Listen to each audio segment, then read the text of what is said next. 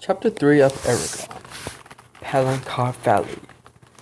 The sun rose the next morning with a glorious conflagration of pink and yellow. The air was fresh, sweet, and very cold. Ice edged the streams, and small pools were completely frozen over. After a breakfast of porridge, Eragon returned to the glen and examined the charred area. The morning light revealed no new details, so he started for home. The rough game trail was faintly worn and, in places, non-existent. Because it had been forged by animals, it often backtracked and took long detours. Yet for all its flaws, it was still the fastest way out of the mountains. The spine was one of the only places that King Gabatori could not call his own. Stories were still told about how half his army disappeared after marching into its ancient forest. A cloud of misfortune and bad luck seemed to hang over it. Though the trees grew tall and the skies shone brightly, few people could stay in the spine for long without suffering an accident. Eragon was one of those few, not through any particular gift, it seemed to him, but because of persistent vigilance and sharp reflexes. He had hiked in the mountains for years, yet he was still very wary of them. Every time he thought they had surrendered their secrets, something happened to upset his understanding of them, like the stone's appearance. He kept up a brisk pace, and the league steadily disappeared. And last evening he arrived at the edge of a precipitous ravine. The Anor River rushed by far below, heading into Palancar Valley.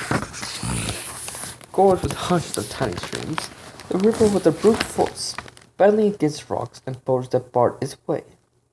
A low rumble filled the air. He camped in a thicket near the ravine and watched the moon rise before going to bed. It grew cold over the next day and a half.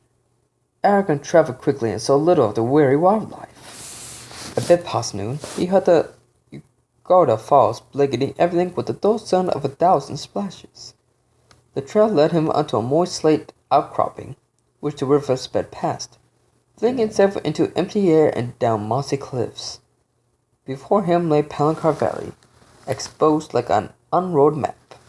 The base of the Ugoda Falls, more than a half-mile below, was the northernmost point of the valley.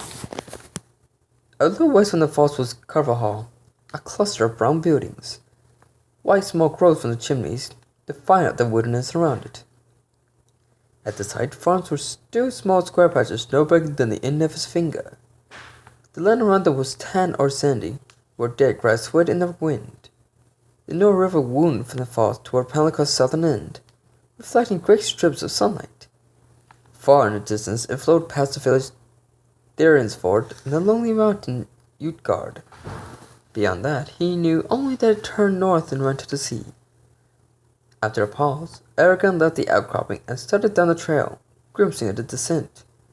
When he arrived at the bottom, soft dusk was creeping over everything, blurring colors and shapes into gray masses. Carvajal's light shimmers nearby in the twilight. The houses cast long shadows. Aside from Therinsford, Carvajal was the only village in Palancar Valley. The settlement was secluded and surrounded by harsh, beautiful land. Few traveled here except merchants and trappers. The village was composed of stout log buildings with low roofs, some thatched, others shingled. Smoke billowed from the chimneys, giving the air a woody smell. The buildings had wide porches where people gathered to talk and conduct business. Occasionally, a window brightened as a candle or lamp was lit. Eragon heard men talking loud in the evening air, while wives scurried to fetch their husbands, scolding them for being late. Eragon wove his way between the houses to the butcher shop, a broad, thick-beamed building. Overhead, the chimney belched black smoke. He pushed the door open. The spacious room was warm and well lit by a fire snapping in the stone fireplace. A bare counter stretched across the far side of the room. The floor was strewn with loose straw. Everything was scrupulously clean, as if the owner spent his leisure time digging in obscure crannies for minuscule pieces of filth. Behind the counter stood the butcher Sloane, a small man. He wore a cotton shirt and a long, blood-stained smock. An impressive array of knives swung from his belt. He had a shallow, pock-marked face. His black eyes were suspicious. He polished the can with a ragged cloth. So small twists as Eragon entered. Well, the mighty hunter joins the rest of us mortals. How many did you bring this time? None, was Eragon's curt reply. He had never liked Sloane. The butcher always treated him with disdain, as if he were something unclean. A widower, Sloane seemed to care for only one person, his daughter, Katrina, on whom he doted. I'm amazed, said Sloane with affected astonishment.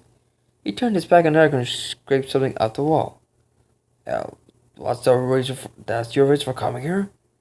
Yes, admitted Eragon comfortably. If that's the case, let's see your money. Sloane tapped his fingers, but Eragon shifted his feet and remained silent. Come on. Either you have it or you don't. Which is it? I don't really have any money, but I do. What? No money?